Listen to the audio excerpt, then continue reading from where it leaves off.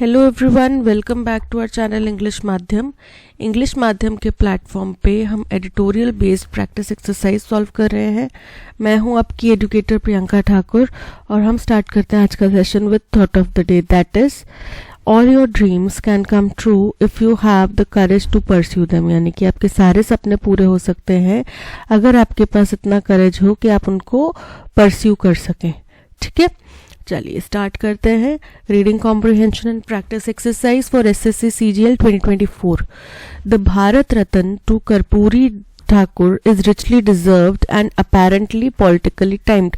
बोल रहे हैं जो भारत रत्न कर्पूरी ठाकुर जी को देने की बात की जा रही है वो ऐसा लग रहा है कि पॉलिटिकली टाइम्ड है, वेल डिजर्व्ड है। वेल डिजर्व्ड मतलब कि वो उनको क्या है कि वो डिजर्व करते हैं इस अवार्ड को, लेकिन साथ ही साथ वो क्या है, पॉलिटिकली टाइम्ड लग रहा है। पॉलिटिकली टाइम्ड मतलब कि ऐसा लग रहा है कि इसको पॉलिटिकली देख के कि इस टाइम पे हमें सही रहेगा, हमारे लिए सेफ रहेगा, इस चीज को देख के ये टाइमिंग इसकी की गई है। ठीक है, चलिए। The award to the socialist stalwart described by the Prime Minister Narendra Modi as, बोल रहे हैं ये जो अवार्ड दिया जा रहा है सोशलिस्ट स्टॉलवर्ट। सोशलिस्ट स्टॉलवर्ट मतलब एक सामाजिक स्टॉलवर्ट मतलब दिग्गज, समाज सेवा के दिग्गज है ये। ठीक है, तो उनको ये अवार्ड जो दिया जा रहा है ये well described by prime minister, जिनको कि प्रधानमंत्री नरेंद्र मोदी ने भी चैंपियन फॉर द मार्जिनलाइज्ड के तौर पे डिस्क्राइब किया है। यानी कि उनको समाज सेवा का एक दिग्गज की जो गरीब तबके के या मार्जिनलाइज्ड तबके के लोग हैं उसके तौर पे उनको प्रेजेंट किया है। मोदी जी ने भी उनको चैंपियन बोला है उनका, मार्जिनलाइज्ड लोगों का। And beacon of social justice, और समाज में जस्टिस यानी कि जस्टिस क्या होता है, न्याय, तो सामाजिक न्याय के वो बीकन है, दिग्गज है, महान व्यक्ति हैं, ऐसा उनको मोदी जी ने भी कमेंट करा है। Comes 35 years after his death and less than 3 months before the next Lok Sabha election. तो बोल रहे कि ये जो उनको अवार्ड देने की बात की जा रही है ये उनकी मृत्यु के 35 साल बाद उन्हें दिया जा रहा है और आने वाले लोकसभा चुनाव से जस्ट 3 महीने पहले इसकी घोषणा की गई है। In a storied career that began with the Quit India movement, बोल रहे हैं जो इनके करियर की शुरुआत की, जो इनका करियर इतना दिग्गज करियर रहा है जिसकी गाथा है, तो उसमें के अंदर में जो इन्होंने अपने करियर की शुरुआत करी थी वो कहाँ से करी थी, क्विट इंडिया मूवमेंट से। तब से इनके करियर की शुरुआत हुई थी। And saw him become chief minister of Bihar twice, और 2 बार वो बिहार के चीफ मिनिस्टर भी बने। Karpoori Thakur's achievements were several and influential, उनकी जो अचीवमेंट्स है वो कई सारी हैं और इन्फ्लुएंशियल यानी कि प्रभावशाली हैं। एंड दे हैव एंड्योर्ड, और उन्होंने बने रहना का एक मौका दिया है। क्या, स्पेशली वो बनी रही है, मतलब उनकी अचीवमेंट्स ऐसा नहीं है कि आई गई होगी, जो उन्होंने किया उससे बेहतर किसी ने और ने करके दिखा दिया तो उनकी अचीवमेंट्स को लोग भूल गए, ऐसा नहीं है। उनकी अचीवमेंट्स जो है अभी भी बनी हुई हैं। Specially his contribution in shaping the public conversation on caste in country, खास तौर पे जो उनका कॉन्ट्रीब्यूशन है, किस चीज में कॉन्ट्रीब्यूशन है कि समाज में पब्लिकली ओपन प्लेटफॉर्म्स पे उन्होंने कास्ट के ऊपर, देश में कास्ट के क्या स्तर है, क्या उसकी चिंताएं हैं, उसके ऊपर चर्चाएं करवा के उन्होंने बहुत बड़ा एक योगदान दिया है और उस योगदान को आज भी लोग मानते हैं, समझते हैं। For the BJP, having just fulfilled its मंदिर promise with the consecration of Ram temple in Ayodhya, बोल रहे हैं अगर हम बात करें बीजेपी की तो उन्होंने अपना मंदिर वाला वादा जैसे ही पूरा किया, जैसे ही प्राण प्रतिष्ठा हुई राम मंदिर की अयोध्या में, उन्होंने अपना मंदिर वाला प्रॉमिस पूरा कर दिया। The honouring of Thakur could be read as a significant foray into Mandal territory. तो अब ठाकुर जी को सम्मानित करके वो मंडल टेरिटरी बेसिकली क्या है, मंडल कमीशन बनाया गया था। मंडल कमीशन ने कुछ सुझाव दिए गए थे जो लोग उसको मानते हैं, बिकॉज उसके अंदर कई सारे मार्जिनलाइज्ड जो तबके हैं उनको शामिल किया गया था। तो अब ये उन तबकों को, उस टेरिटरी को, उस किले के अंदर अपनी फतेह करना चाह रहे हैं, उस टेरिटरी के अंदर धावा बोलना चाह रहे हैं। ठीक है, तो वो क्या हो गया, मतलब मार्जिनलाइज जो कम्युनिटीज हैं उनको वो अपनी ओर आकर्षित करना चाह रहे हैं। That lies ostensibly on the other side of political fence, जो कि प्रकट रूप से, स्पष्ट रूप से पॉलिटिकल फेंस, जो पॉलिटिकल एक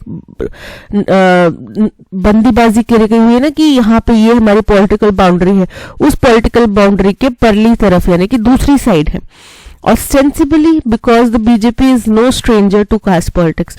अब स्पष्ट रूप से इसलिए कहा गया है क्योंकि बीजेपी कास्ट पॉलिटिक्स से अज्ञान नहीं है, वो जानती है कि कास्ट पॉलिटिक्स क्या है।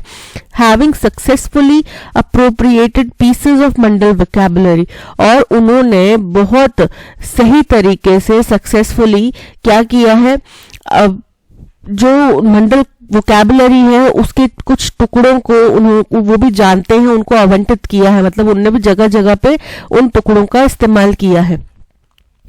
In the run up to the parliamentary election, अब जैसे जैसे पार्लियामेंट्री इलेक्शन की दौड़ तेज हो गई है, with the Congress led opposition making demand for a nation wide caste census a primary plank, क्योंकि और साथ ही साथ कांग्रेस ने क्या किया है, कांग्रेस ने देश भर में कास्ट बेस्ड सेंसर करवाने की जो डिमांड है उसको उसकी पॉलिटिक्स कर रहे हैं, उसका सिद्धांत लेके चले हुए हैं कि हमने देश भर में कास्ट बेस्ड सेंसस करवाना चाहिए।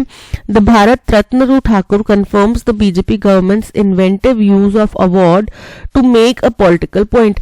तो भारत रत्न जो है ठाकुर जी को देना, वो एक चीज कंफर्म करता है कि जो बीजेपी सरकार का एक नया इन्वेंटिव आइडिया है ना कि भाई क्या करेंगे, हम अवार्ड्स को भी अपना पॉलिटिकल पॉइंट प्रूव करने के लिए लगाएंगे कि भाई देखो हम तो सभी समाज के सभी लोगों के साथ में है, ये पॉइंट प्रूव करने के लिए अवार्ड्स का इस्तेमाल करेंगे, जिसके कि पास्ट रेसिपेंट्स कैसे रहे हैं। Past recipients have included Atal Bihari Vajpayee and Nanaji Deshmukh, Madan Mohan Malviya and Pranab Mukherjee, and to lay claim to the Karpuri legacy।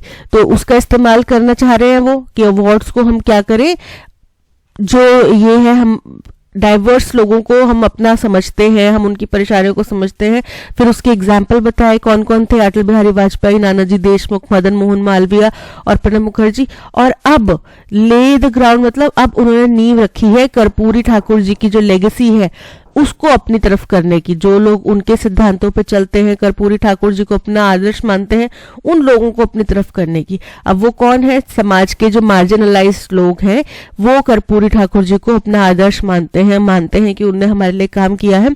तो अब बीजेपी का मसला ये है, अब बीजेपी ये चाह रही है कि वो उनको अपनी तरफ अट्रैक्ट करे, ऐसा राइटर बोल रहे हैं। Karpuri Thakur laid the ground for the architecture of the affirmative action regime established after the centre implemented the Mandal Commission report in 1990।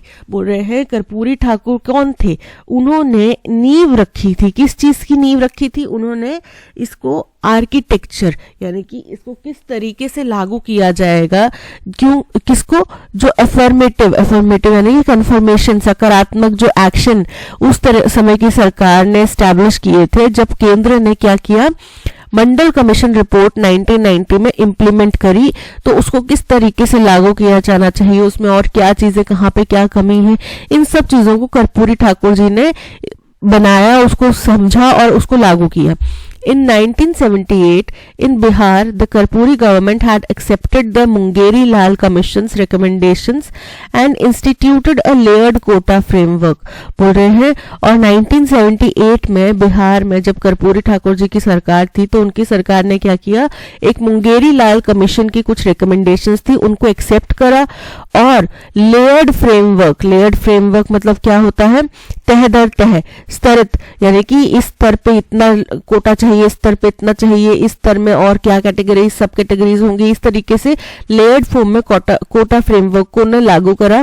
That recognise the cleavage within the backward caste and also acknowledge the need to address the disadvantages faced by women, जिसने की backward caste के अंदर में भी जो cleavage यानी कि जो दरारें हैं, विभाजन है, उसको समझने की कोशिश करी। किसने, मुंगेरी लाल कमीशन ने, और उसका जो इम्प्लीमेंटेशन कर्पूरी सरकार द्वारा किया गया, इसने क्या किया, जो बैकवर्ड कास्ट के अंदर भी मतभेद हैं, सब अंतर हैं, उनको समझा और साथ ही साथ इस बात को भी स्वीकारा कि महिलाओं द्वारा भी कुछ डिसएडवांटेजेस फेस किए जाते हैं और हमें उनको भी दूर करने की जरूरत है।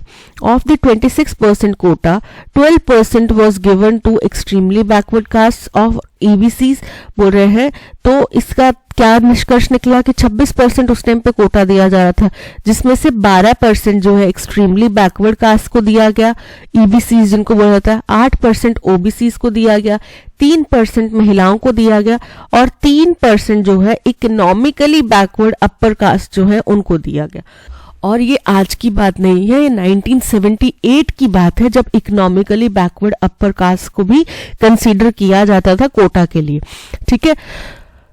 Over the last several elections in Bihar and elsewhere in the country's north, the EBCs for long relegated to the margins by the backward versus forward cleavage.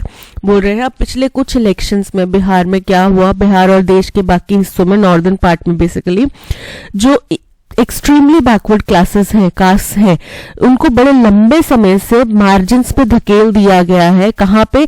जो बैकवर्ड वर्सेस फॉरवर्ड की दरार है, इसके बीच का जो मतभेद है उसमें, कि ये ओबीसी में है, ये फॉरवर्ड में है, मतलब ये थोड़े डेवलप्ड है, रिजर्विंग मतलब नॉन रिजर्व्ड कम्युनिटीज हैं। तो जो एक्सट्रीमली बैकवर्ड कास्ट है ना, उनको इस दोनों डिस्कशंस में शामिल ही नहीं किया जाता। Have emerged as a critical constituency, और ये बहुत ही महत्वपूर्ण, एक बहुत ही क्रूशियल एक कॉन्स्टिट्यूएंसी के तौर पे सामने आया है। The BJP has focused on the mobilization of these castes as part of its strategy to quote non-Jatav Dalits। बोल रहे हैं तो बीजेपी ने क्या किया है, एक स्ट्रैटेजी बनाई है, अपना फोकस अब क्या किया है कि वो इकट्ठा करे, मोबिलाइज करे, मतलब इकट्ठा करे इन कास्ट को, और जो non Jatav Dalits and non Yadav OBCs हैं उनको क्या करे, ये एक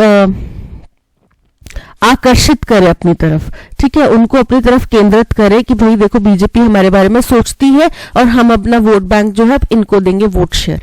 ठीक है। In Bihar, the Nitish Kumar government carried out a caste survey in October last year। अब ये तो सबको पता है कि बिहार में भाई पिछले साल में देश का पहला कास्ट बेस्ड सर्वे हुआ है बिहार स्टेट में। ठीक है।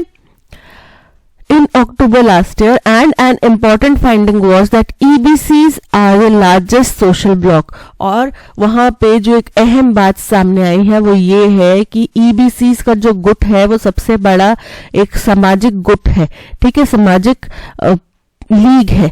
ठीक है, यानी कि अगर जिसने भी इस EBC को टारगेट कर लिया, अपनी तरफ आकर्षित कर लिया, उनका वोट बैंक बहुत ड्रास्टिकली बढ़ जाएगा।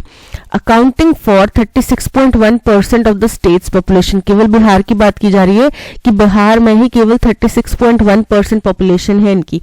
तो आप खुद सोचो कि अगर JDU कामयाब हो जाती है इन EBC को टारगेट करने में, तो उनका वोट बैंक जो है वो डायरेक्टली 36.1% से बढ़ जाएगा। ठीक है। To keep the issue alive ahead of Lok Sabha polls, अब क्योंकि इस मुद्दे को जीवंत रखना ही वाजिब है, लोकसभा पोल्स आ रहे हैं तो इस मसले को जीवंत रखना वाजिब है। JDU workers and leaders have been fanning out to conduct Karpoori charchas across the states constituencies. तो अब JDU के जितने भी वर्कर्स और लीडर्स हैं वो क्या कर रहे हैं, वो हवा दे रहे हैं, वो प्रचार कर रहे हैं, खबर फैला रहे हैं कि भाई हम जो है पूरे स्टेट की अलग अलग कॉन्स्टिट्यूएंसीज में कर्पूरी चर्चाएं करवाएंगे। अब कर्पूरी चर्चा का मतलब क्या है, हमने बोला ना कि उनका एक अहम योगदान था कि पब्लिक प्लेटफॉर्म पे वो कॉन्वर्सेशंस करते थे कास्ट के ऊपर, कास्ट बेसिस के ऊपर। तो ये वही चीज है कि वो शायद हो सकता है इसमें क्या किया जाए कि उन दबकों के पास जाके उनकी समस्याएं पूछी जाए, फिर उनके ऊपर चर्चा की जाए, जो कि एक अच्छा इनिशिएटिव भी कह सकते हैं, क्योंकि अगर हम बराबरी और डेवलपमेंट चाहते हैं तो हमें इन प्रॉब्लम्स के बारे में चर्चा करनी पड़ेगी। बाकी जो चीजें हैं वो सेकेंडरी हैं। ठीक है, इन प्रॉब्लम्स को जैसे हो गया बेरोजगारी हो गया और एम्प्लॉयमेंट हो गया, एजुकेशन हो गया, इन सब चीजों के ऊपर चर्चा करना अहम है। और वही हमारे समाज के जो निचले तबके हैं जो अभी तक मार्जिनलाइज्ड रह गए हैं, अब हम 2024 में एंटर कर चुके हैं, लेकिन अभी भी अगर हमारे समाज में कुछ निचले तबके रह गए हैं तो ये हमारी विफलता है कि हम इतने सालों तक भी उनको उठा नहीं पाए, उनको अपलिफ्ट नहीं कर पाए, और इसके ऊपर चर्चा होना वाजिब है। The BJP government's decision seeks to paper over the fissures between the politics of the संघ परिवार। अब बीजेपी गवर्नमेंट का ये जो फैसला है ये क्या करता है, ये पेपर ओवर करने का यानी कि कवर करने का एक जरिया लगता है। किस चीज को कवर करने का? द फिशर्स मतलब दरार, मतभेद, जो मतभेद है किसके बीच में? पॉलिटिक्स के बीच में, संघ परिवार की जो पॉलिटिक्स है उसके बीच में, and that of the stream Karpoori Thakur belong to, और जो कर्पूरी ठाकुर जिस विचारधारा से ताल्लुक रखते हैं उन दोनों के बीच में जो पॉलिटिकल मतभेद है उसको कवर अप करने का ये फैसला लगता है।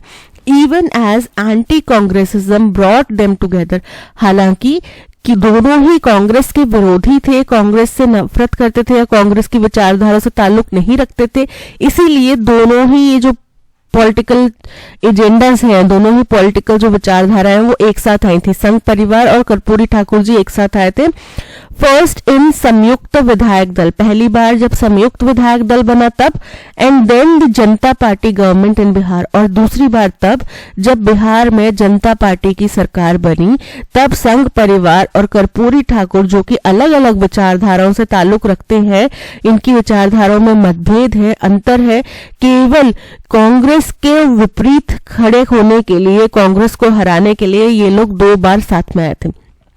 It was not enough to keep them together, लेकिन ये एंटी कांग्रेसिज्म जो है वो काफी नहीं था इनको एक साथ बनाए रखने के लिए कि भाई आप भी कांग्रेस से नफरत करते हो, हम भी कांग्रेस से नफरत करते हैं, ये काफी नहीं रहा उनको उसमें पार्टी में या एक साथ रखने के लिए। जैसे कि अभी भी हमने देखा है कि बीजेपी का एनडीए गठबंधन था जिसमें शिवसेना भी एक बहुत बड़ी उनकी भागीदार थी, लेकिन और शिवसेना भी कांग्रेस के अगेंस्ट में लड़ती है हमेशा से, और बीजेपी भी। तो ये अलग अलग विचारधाराओं के लोग अपनी जरूरत के हिसाब से एक साथ आए थे, लेकिन महाराष्ट्र में क्या हुआ? दल टूट गया, एनडीए नहीं रहा गठबंधन, ठीक है। तो वो क्यों हुआ? क्योंकि अलग अलग विचारधाराओं से ताल्लुक रखते हुए भी अगर ये किसी एक पार्टी के अगेंस्ट में साथ में आए थे तो वो काफी नहीं रहा इनको जोड़ के रखने के लिए। इसके लिए उनको अपनी विचारधाराओं पे काम करना जरूरी है, एक दूसरे की बात समझना जरूरी है, ठीक है। Now as a new election draws closer, अब जैसे जैसे नया इलेक्शन जो है वो पास आ रहा है, however a contest has begun that may draw upon history but will not be bound by it। तो एक ना होड़ मच गई है, ठीक है, प्रतियोगिता से शुरू हो गई है कि भाई हम इतिहास में यहाँ पे खड़े थे, हमने इतिहास में ये किया, हमने इतिहास में वो किया, लेकिन जरूरी नहीं है कि वो इतिहास से बाउंड हो। बाउंड होना मतलब कि वो उस पे ही निर्भर रहे, उसी के ऊपर बाउंड रहे, ठीक है, उससे प्रतिबाधित रहे। इसका मतलब ये है कि वो इतिहास का जिक्र करेंगे, इतिहास में गिनाएंगे कि हमने क्या किया, लेकिन केवल इतिहास के ऊपर वो इलेक्शन नहीं जीत सकते। In this moment, the Bharat Ratna by BJP-led government to a socialist icon sends a signal that is bound to be decoded politically। बोल रहे हैं तो ऐसे समय में बीजेपी सरकार ने जो एक सोशलिस्ट समाज सेवी को भारत रत्न देने की बात कही है, ये क्लियर कट जो है सिग्नल देता है कि भाई ये जो पॉलिटिकल, ये जो भारत रत्न है ये पॉलिटिकल मंशा है, पॉलिटिकल एजेंडा है, ठीक है। इसका व्याख्या जो है वो पॉलिटिकली ही की जा सकती है।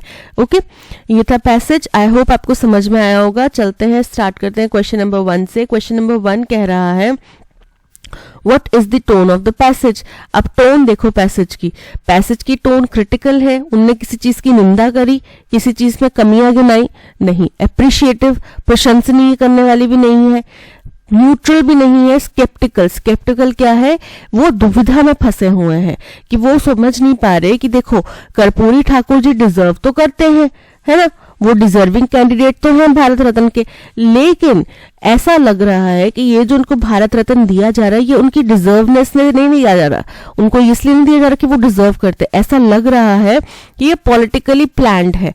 अब इसमें वो हो सकता है गलत हो सकता है सही हो, ठीक है, वो खुद ही कंफ्यूज्ड है कि हो सकता है कि मैं तो इसलिए बोल रहा हूँ कि पॉलिटिकल टाइमिंग इसकी गलत है, ठीक है। 3 महीने पहले आप बात कर रहे हैं, अगर देना था तो 35 साल हो गए उनके मृत्यु को, तब क्यों नहीं दिया गया, ठीक है। और पिछले 10 साल से बीजेपी की सरकार भी है, तब क्यों नहीं दिया गया, आज क्यों दिया गया जबकि इलेक्शन आने वाले हैं।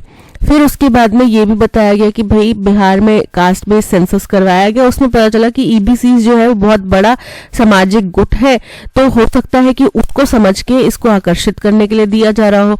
तो पॉलिटिकली प्लान्ड भी लग सकता है या फिर वेल डिजर्विंग भी लग सकता है, तो वो थोड़ी दुविधा में है, इसलिए option D sceptical is correct. What is the main theme of the passage? The historical impact of Karpoori Thakur's policies and action। तो उनकी पॉलिसीज का, उनके एक्शंस का ऐतिहासिक प्रभाव हमने नहीं देखा इसमें, ये इनकरेक्ट है। The detailed analysis of caste based political strategies इन बिहार, कि बिहार में कास्ट बेस्ड पॉलिटिकल स्ट्रैटेजीज का क्या डिटेल में उसका क्या आंकलन रहा, तो वो भी नहीं किया। The political utilization of awards and recognition to serve electoral agendas, option C is absolutely correct, कि हम जो अवार्ड्स हैं, जो रिकॉग्निशंस हैं, उनका इस्तेमाल भी अपने अपने पॉलिटिकल मंसूबों को पूरा करने के लिए करने लग पड़े हैं। ठीक है, उसके बारे में चर्चा है। Option C is absolutely correct. What is the main reason behind the timing of awarding Bharat Ratna to Karpoori Thakur as inferred from the passage, कि बोल रहे हैं क्या कारण है कि भारत रत्न जो है कर्पूरी ठाकुर को दिया जा रहा है, उसकी पॉलिटिकल टाइमिंग के बारे में क्या कहा जा रहा है। To make a political statement ahead of next Lok Sabha election, कि अगले लोकसभा इलेक्शन से पहले एक पॉलिटिकल स्टेटमेंट दे दिया जाए कि भाई हम समाज के जो पिछड़े दबके हैं उनके प्रति भी हम सहानुभूति रखते हैं और हम उनके प्रति भी जागरूक हैं। बिल्कुल करेक्ट है, यही चीज राइटर ने बोली। अब हो सकता है ऐसा ना हो, पर राइटर का ओपिनियन यही है। ठीक है, so option A is correct. According to the passage, how does BJP's action of awarding Bharat Ratna to Karpoori Thakur relate to its political strategy? कि उनके जो ये काम है कि वो उनको ठाकुर जी को अवार्ड देंगे, ये पॉलिटिकल स्ट्रैटेजी का कौन सा अंश दर्शाते हैं। तो ये उनकी पॉलिटिकल स्ट्रैटेजी का यही है कि भाई अब हम जो है उनके जो मंडल कमीशन की लेगेसी है उसको क्लेम करेंगे, जो ईबीसीज है उनको अपनी तरफ आकर्षित करेंगे, right. It signifies the BJP's commitment to recognising leaders from the quit India movement. तो बीजेपी ने ऐसा कमिटमेंट किया था, बोल रहे हैं कि हम जो क्विट इंडिया मूवमेंट में जो लोग भागीदार रहे, जो लीडर्स रहे, हम उनको रिकॉग्नाइज करेंगे, उनको मान सम्मान देंगे। तो ऐसा कुछ नहीं था ना इस पूरे पैसेज में, ये तो नहीं था क्योंकि वो क्विट इंडिया मूवमेंट में शामिल थे इसलिए उनको अवार्ड दिया जा रहा है, ऐसा नहीं है। उनको अवार्ड दिया जा रहा है अकॉर्डिंग टू राइटर क्योंकि वो ईबीसी को कंट्रोल कर सकते हैं, उनकी विचारधारा जो है वो ईबीसी को कंट्रोल कर सकते हैं, इसलिए सो ये इनकरेक्ट है। It represents a continuation of BJP's focus on fulfilling religious promises, similar to Ram Temple in Ayodhya। तो ये कोई धार्मिक प्रॉमिस नहीं है, बोल रहे हैं कि ये दर्शाता है कि बीजेपी का अभी भी फोकस जो है अपने धार्मिक प्रॉमिसेस को, वादों को कंप्लीट करने में लगा हुआ है। जैसे कि राम मंदिर अयोध्या में बनाना, वैसे ही कर्पूरी ठाकुर भी कोई धार्मिक व्यक्ति थे, उनको अवार्ड देके हम ये प्रचारित करना चाह रहे हैं कि हम धर्म के साथ में है, पक्ष में है। तो ये इनकरेक्ट है।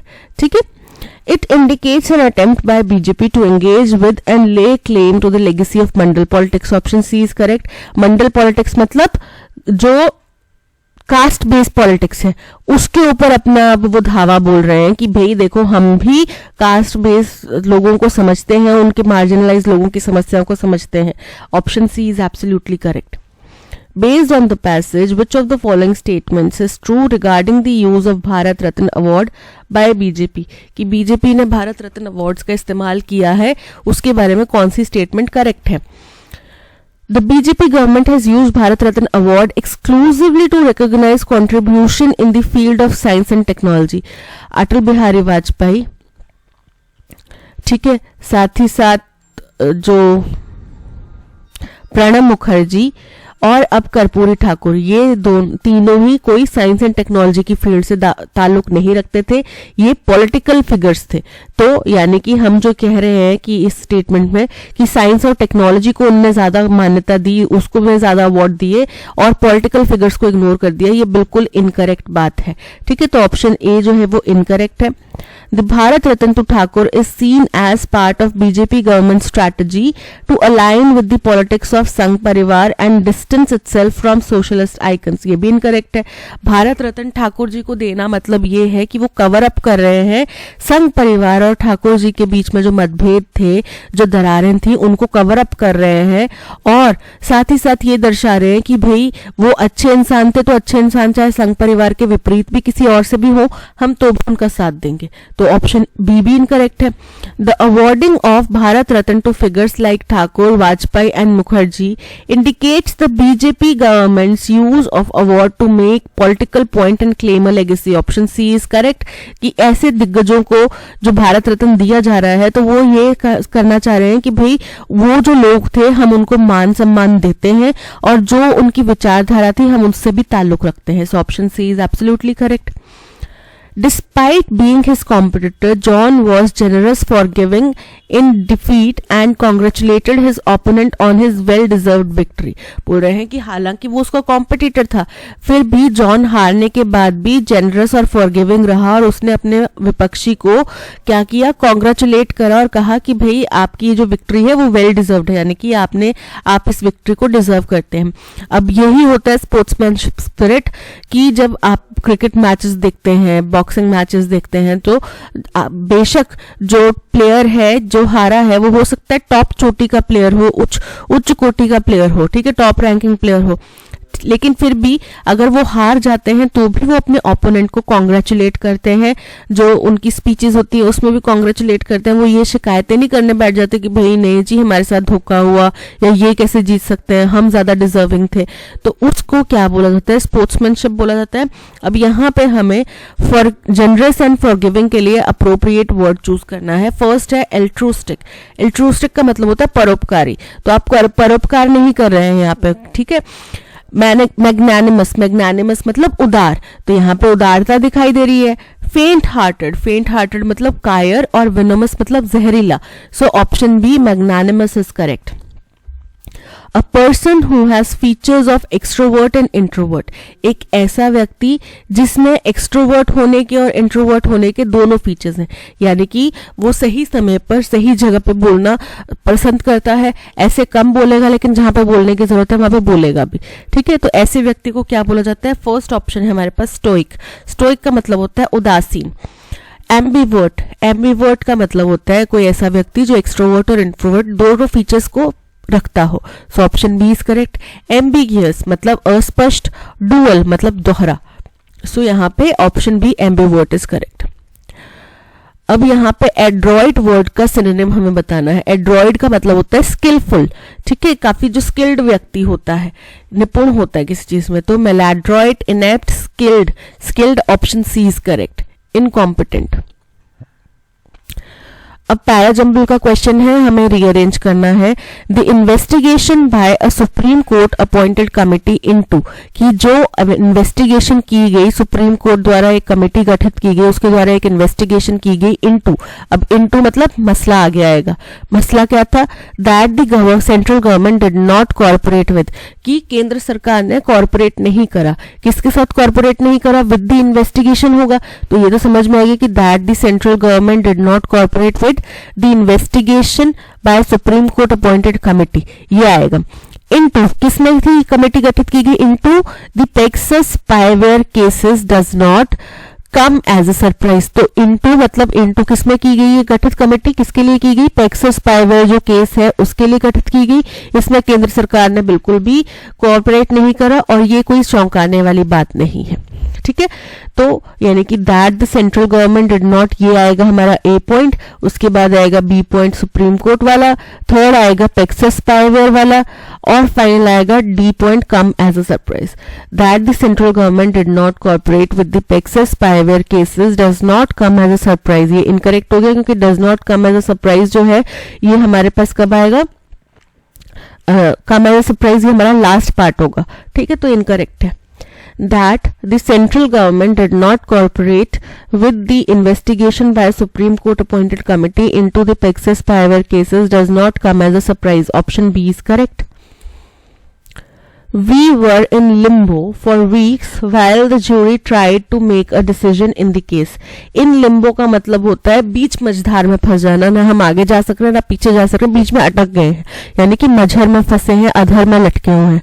तो इसका मतलब क्या हुआ कि हालांकि ज्यूरी जो है वो अपने केस का डिसीजन जो है डिसाइड कर रही थी कि क्या फैसला लेगी, हम उतने देर तक हम लोग बीच में फंसे रहे, ठीक है, to cause other people to react with surprise और माइल्ड डिसअप्रूवल, इनकरेक्ट है. टू हैव फॉर्मल और official discussion about an issue, incorrect है. In a situation where you do not know what will happen और when something will happen, बिल्कुल correct है कि आप एक ऐसी स्थिति में कि आपको पता ही नहीं है कि अब आगे क्या होने वाला है, कब होने वाला है, क्योंकि आप कुछ प्लान नहीं कर सकते. आपका जो डिसीजन है वो दूसरे के फैसले के ऊपर निर्भर करेगा. Option C is absolutely correct. At least 140 Palestinians have been killed this year, ठीक है, including 26 children, which is a 7-year record, जो कि 7 सालों का रिकॉर्ड है कि 140 पैलेस्टीनियन मारे गए हैं इस साल में, और जिसमें कि 26 बच्चे हैं, और ये 7 सालों का सबसे बड़ा रिकॉर्ड है. ठीक है, 7 सालों में बहुत ज्यादा रिकॉर्ड बन गया है कि इतने ज्यादा पैलेस्टीनियन मारे गए हैं.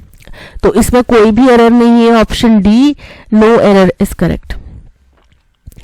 अब पैराजंबल का क्वेश्चन है. India was ranked 102 among 117 countries on global hunger index 2019, यानी कि ग्लोबल हंगर इंडेक्स 2019 की रिपोर्ट के बारे में हम चर्चा कर रहे हैं, जिसमें कि हिंदुस्तान को 102 रैंकिंग दी गई थी 117 कंट्रीज में. But it has slipped 5 positions, यानी कि 102 प्लस 5 107, 5 स्थान उसकी यानी कि 107वें रैंक पर आ गई है आउट ऑफ 121 कंट्रीज. कितने में से? 121 कंट्रीज में से, in the latest report released last week. जो लेटेस्ट रिपोर्ट पिछले हफ्ते आई है उसके अनुसार. तो ये हमारा फर्स्ट ऑप्शन होएगा, क्योंकि यहाँ पे हमें पता चला कि हम ग्लोबल हंगर इंडेक्स की रैंकिंग के बारे में बात कर रहे हैं. कंपैरिजन हुआ 2019 की और जो अभी लेटेस्ट रिपोर्ट आई है उसके बीच में रैंकिंग हमारी गिर गई, उसके बारे में बताया गया. But the number does not square up. How could India fall 5 rungs on the hunger index if 14.4 crore of its people were lifted out of poverty in the same time frame? बोल रहे हैं लेकिन इसका कोई तुक नहीं बन रहा, कुछ तात्पर्य नहीं निकल रहा, नंबर्स कुछ सही नहीं लग रहे. क्योंकि ये कैसे हो सकता है कि हिंदुस्तान जो है वो 5 पायदान नीचे गिर गया, लेकिन हम दूसरी तरफ ये कह रहे हैं कि हिंदुस्तान में 14.4 करोड़ लोग जो है वो गरीबी रेखा से बाहर निकले हैं. तो अगर 14.4 करोड़ लोग गरीबी रेखा से बाहर निकले हैं तो फिर हंगर इंडेक्स में हमारी रैंकिंग कैसे गिरी? तो नंबर कुछ अटपटा सा लग रहा है, कुछ सही नहीं लग रहा. This was followed by good tidings offered by the United Nations Development Program. और इसके साथ ही साथ इसके पीछे पीछे क्या था? गुड टाइडिंग्स, यानी कि कुछ अच्छी चीजें भी थी. किसके द्वारा? यूनाइटेड नेशन डेवलपमेंट प्रोग्राम द्वारा दी गई, जो which revealed that since its last report of 2019, जिसमें बताया गया कि जो उनकी लास्ट रिपोर्ट जो कि 2019 में आई थी, तब से लेके अब तक 14.4 crore Indians have been lifted out of poverty. 14.4 crore Indians जो है उनको गरीबी रेखा से बाहर निकाला गया. तो यहाँ पे 14.4 करोड़ लोगों के बारे में जिक्र किया गया, लेकिन पहली दफा ये रिपोर्ट के हवाले से पता लगा, यानी कि आर स्टेटमेंट जो है वो क्यू से पहले आएगा. आर जो है, पी हमारा फर्स्ट स्टेटमेंट है, उसके बाद में आर आएगा और उसके बाद में क्यू आएगा. The hunger index methodology was criticized by India, but the UNDP, अब UNDP जो है यहाँ पे UNDP का जिक्र किया गया, यानी कि जाहिर तौर पे ये R के बाद में ही आएगा एस स्टेटमेंट. ठीक है, तो हमें पता चल गया कि R के बाद में Q आएगा और Q के बाद में S आएगा, कि जो हंगर इंडेक्स का जो मेथड है उसको हिंदुस्तान क्रिटिसाइज कर रहा है. But the UNDP multi dimensional poverty index report, लेकिन वो यूएनडीपी की जो multi dimensional poverty index report है उसको क्रिटिसाइज नहीं कर रहा, उसको वो मान रहा है. Which shows that overall India lifted 41.5 crore people out of poverty between 2005 to 6 and 2019 to 2021 comes as a welcome news.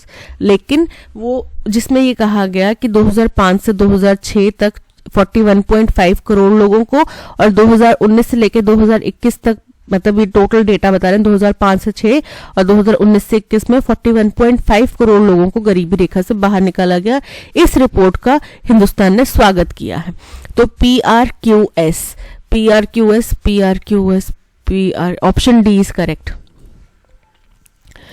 They have also challenged the district administration's valuation report of their flats and sought a stay on the, बोल रहे हैं कि उन्होंने district administration द्वारा जो उनके flats है उनके जो आंकलन वैल्यू निकाली गई है उसको भी चैलेंज करा है।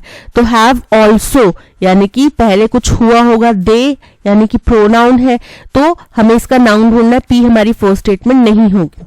ठीक है, deputy commissioner's orders to builders to complete negotiations with tower D home owners.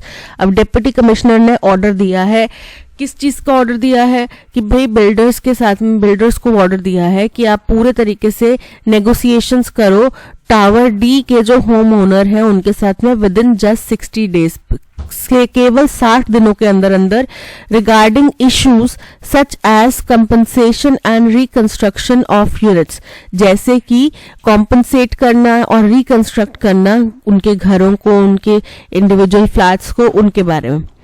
The Supreme Court has issued a notice to Shintels India Private Limited। अब ये जो स्टेटमेंट है ये हमें एक इंट्रोडक्शन दे रहा है कि सुप्रीम कोर्ट ने एक नोटिस दिया है, एक कंपनी है Shintels India Private Limited, उसको, वो किस चीज की कंपनी है, अ रियल एस्टेट डेवलपर है, ठीक है, on a petition filed by the residents of Gurugram Chintels Paradiso society. एक गुरुग्राम में शिंटेल्स पैराडिसो सोसाइटी है, उसके जो वहां पर रहने वाले लोग हैं उन्होंने एक पिटीशन फाइल करी थी सुप्रीम कोर्ट में, जिसके लिए सुप्रीम कोर्ट ने शिंटेल्स इंडिया प्राइवेट लिमिटेड कंपनी को एक नोटिस दिया है, जिसके whose tower D's partial collapse had claimed the lives of 2 women in February। क्या हुआ है कि इस शिंटेल्स पैराडिसो सोसाइटी में एक डी टावर है, जैसे ए ब्लॉक होगा, बी ब्लॉक होगा, सी ब्लॉक होगा, डी ब्लॉक होगा, तो ये जो डी ब्लॉक है इसमें कुछ हिस्से जो है बिल्डिंग के वो कोलैप्स हो गए यानी कि ढह गए, जिसके अंदर 2 महिलाओं की फरवरी महीने में मौत हो गई। तो इसलिए ये शिंटेल्स इंडिया को उन्होंने नोटिस दिया।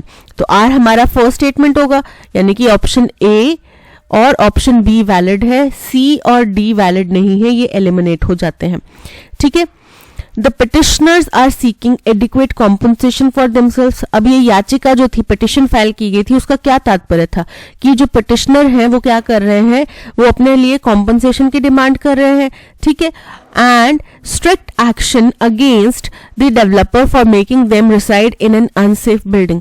और जो डेवलपर है शिंटेल्स इंडिया प्राइवेट लिमिटेड है, उसके अगेंस्ट में स्ट्रिक्ट एक्शंस की डिमांड की जा रही है ताकि उनकी वजह से उनको अनसेफ बिल्डिंग में रहना पड़ रहा है। ठीक है, तो आर के बाद में एस स्टेटमेंट होगा सेकंड, क्योंकि यहाँ पे पिटिशनर की डिमांड करे जा रही है। थर्ड स्टेटमेंट होगा कि उन्होंने चैलेंज करा है डिस्ट्रिक्ट एडमिनिस्ट्रेशन के फैसले को। ठीक है, किस चीज का फैसला था कि भाई उनके जो फ्लैट्स की कीमत लगाई गई है वो सही नहीं लगाई है, उस चीज को उन्होंने चैलेंज करा है and sought a stay on, और उन्होंने स्टे की डिमांड करी है। किस चीज के ऊपर stay, on the deputy commissioners order, कि डिप्टी कमिश्नर का ऑर्डर था कि भाई कंप्लीट करो नेगोशिएशन टावर डी के घर वालों के साथ में 60 दिन के अंदर, उसके ऊपर स्टे की डिमांड करी है। तो ये था पूरा मसला। हमारा अरेंजमेंट बन रहा है R S P Q. R P Q S incorrect है, R S P Q option B is correct. The 2-week-long COP27 held in Egyptian resort of Sharm el-Sheikh ended with what is being touted as big breakthrough।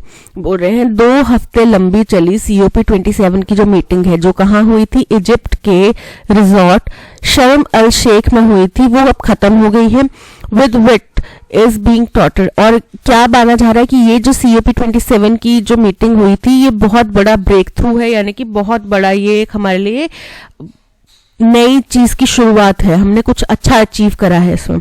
तो ये हमारा introductory statement होगा, क्योंकि हमें पता चल गया कि हम एनवायरमेंट रिलेटेड कुछ बात करने वाले हैं, क्योंकि COP27 का मतलब कि हम ग्रीन हाउस गैसेज और इन सब चीजों की बात कर रहे हैं। ठीक है, रिच नेशंस यानी कि पी हमारा फर्स्ट स्टेटमेंट, बी में है और डी में है, सी और ए को एलिमिनेट कर दो। ठीक है, rich nations have agreed to set up a fund, यानी कि जो अमीर देश हैं उन्होंने माना है कि हम एक फंड जमा करेंगे, एक फंड सेटअप करेंगे, जिसमें कि जो डेवलपिंग कंट्रीज हैं जहां पे कुछ परेशानियां उत्पन्न हुई हैं इस क्लाइमेट चेंज की वजह से, क्लाइमेट में जो परिवर्तन आ रहे हैं, जलवायु परिवर्तन आ रहा है, उसकी वजह से उनको हम फंड्स देंगे, उनको हम एक कॉम्पनसेशन की तरह पे देंगे। Pay out to developing countries that suffer loss and damage from climate-induced storms, floods, droughts, wildfires and other extreme weather events। ठीक है, however what tempers the euphoria, euphoria मतलब खुशी, तो इस खुशी की चीज को, ये जो हम बोल रहे हैं कि बहुत बड़ा ब्रेक थ्रू है, इसको जो चीज टेम्पर करती है, टेम्पर करना यानी कि बाधित करती है, इसके अंदर जो एक खुशी के अंदर एक दुख की चीज या एक अनक्लैरिटी जो पैदा करती है, वो है इज लैक ऑफ क्लैरिटी, कि यहाँ पे कुछ क्लैरिटी नहीं है over the nitty gritty in terms of eligibility of recipients.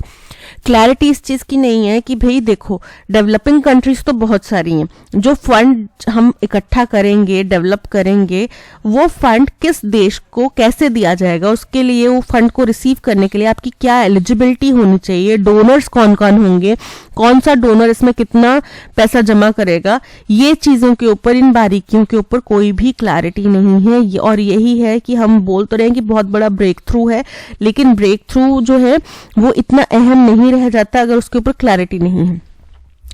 And donors and rules for disbursing and using the money, ठीक है। व्हाट्स वर्स, अब इससे भी ज्यादा खराब जो चीज है वो ये है, it might take a few years to thrash out the details of the funds, कि अभी इस पूरे फंड के ऊपर जो डिटेल्स हैं उनको बनने में अभी कुछ साल लग सकते हैं, लेकिन हम एनवायरनमेंट जो एपिडेमिक है वो अभी फेस कर रहे हैं और हमें इमीडिएट एक्शन की जरूरत है। Even though the alarming pace of global warming warrants immediate action, हालांकि जो तेज गति से वो ग्लोबल वार्मिंग हो रही है, तेज गति से जो जलवायु परिवर्तन हो रहा है, वो चाहता है कि हम इमीडिएट एक्शन लें। तो ये जिस पैटर्न में लिखा गया है PQRS, उसी पैटर्न में चल रहा है पूरा पैसेज, ठीक है। PQRS option B is correct, PQSR नहीं होगा। The committee was tasked with dash a suitable candidate for the prestigious award. अब कमेटी का टास्क ये था कि वो चुने, सिलेक्ट करे, आइडेंटिफाई करे suitable candidate, इस बहु प्रेस्टिजियस अवार्ड के लिए एक सुटेबल कैंडिडेट वो सिलेक्ट करे, ठीक है। प्रोमलगेटिंग, प्रोमलगेटिंग का मतलब होता है घोषणा करना, तो घोषणा करने की जरूरत नहीं है, घोषणा तो कोई भी कर सकता है। एडजुडिकेट, एडजुडिकेट मतलब करना, मतलब फैसला सुनाना।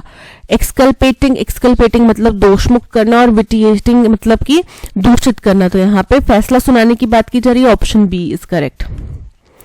The politician's speech was filled with obfuscation, making it difficult for audience to understand.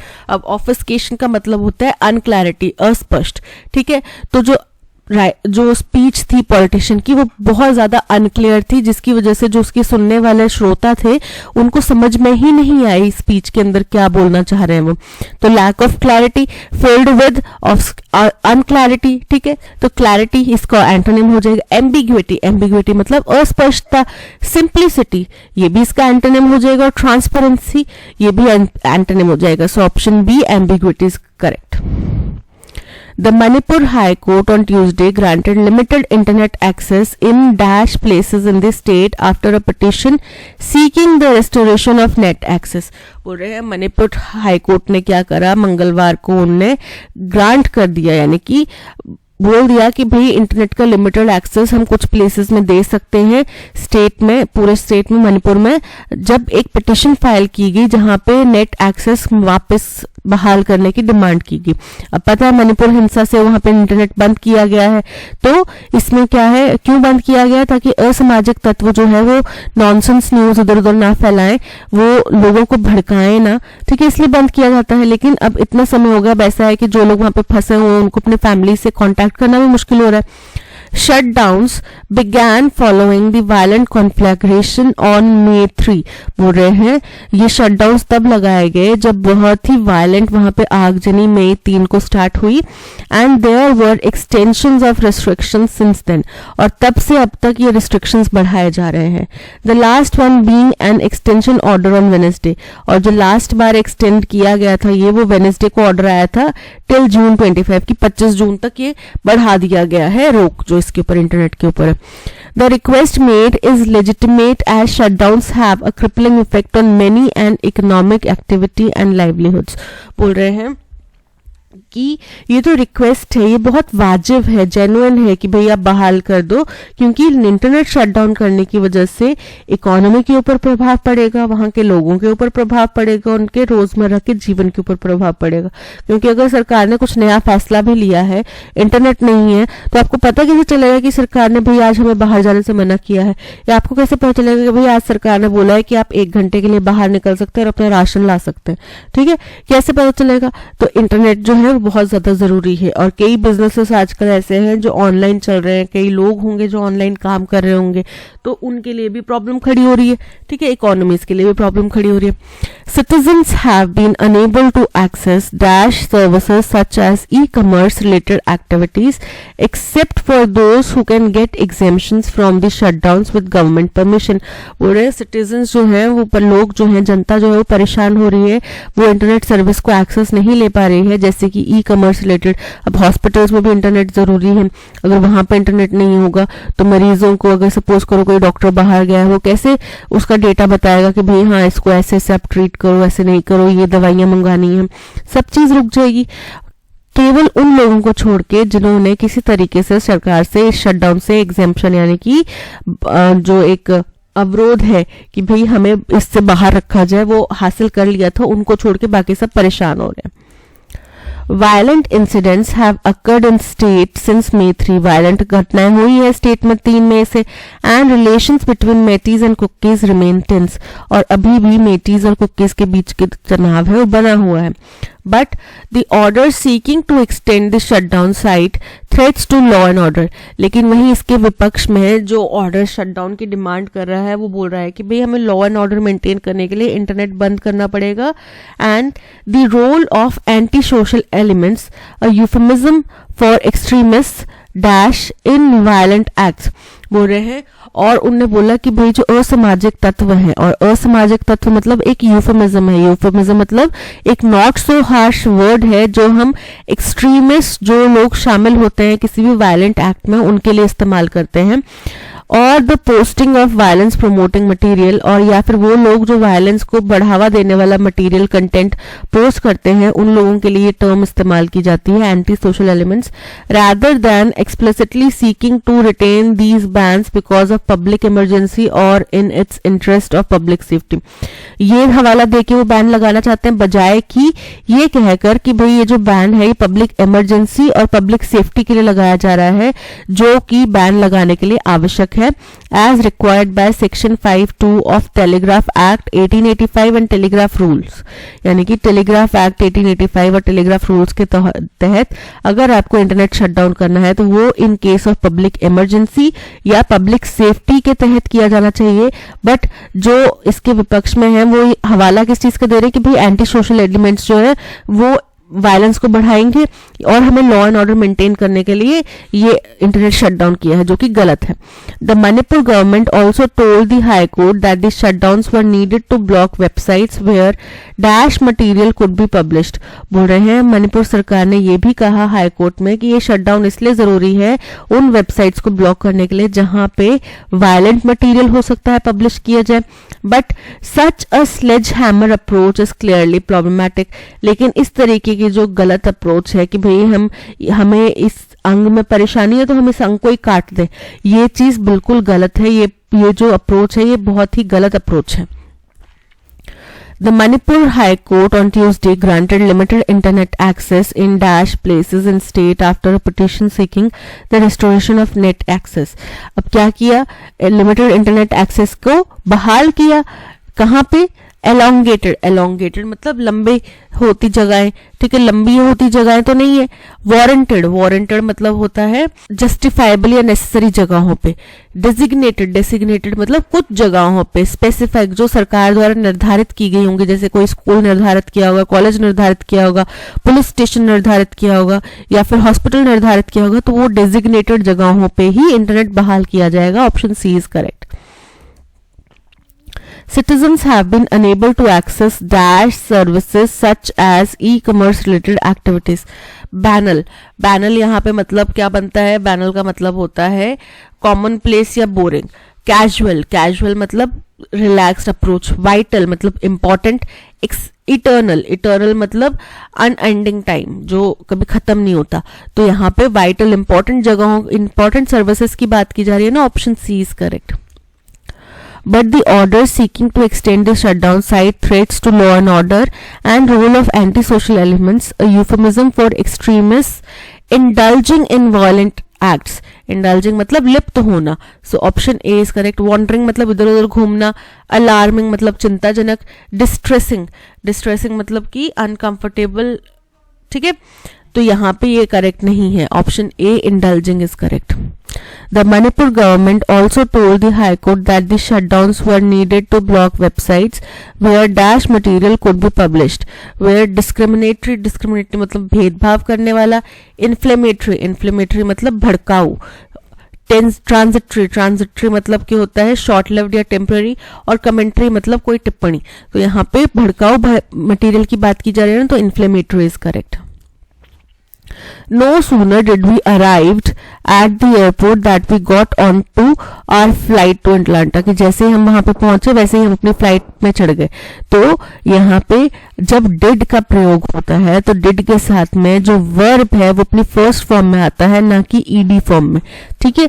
तो did के साथ में did we arrived की बजाय क्या आएगा, did we arrive। तो फर्स्ट क्या है, did we arrive at, option A is correct. can we arrive by, have we arrived at, had we arrived at, so option A is correct.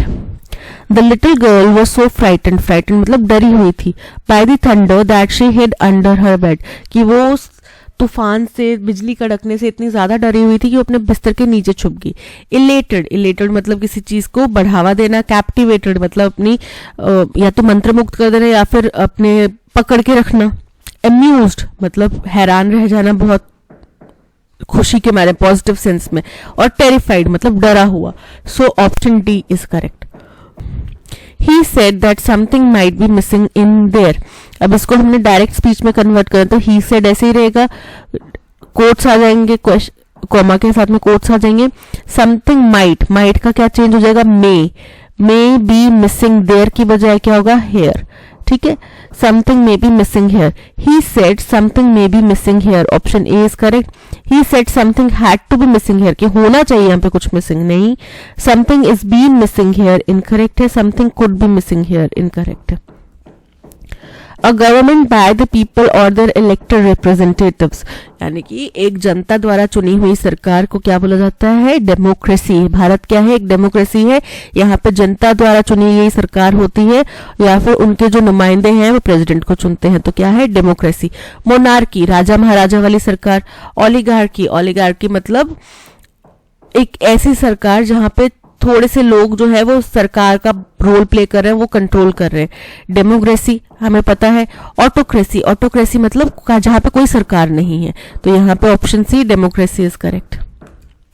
The security cameras can automatically dash rotate to monitor the entire hallway. जो security cameras हैं वो automatically पूरे hall को cover कर लेते हैं, घूम जाते हैं। तो क्या होता है, ये कैमरा है, ये क्या करता है, इधर भी घूम रहा है और इधर भी घूम रहा है।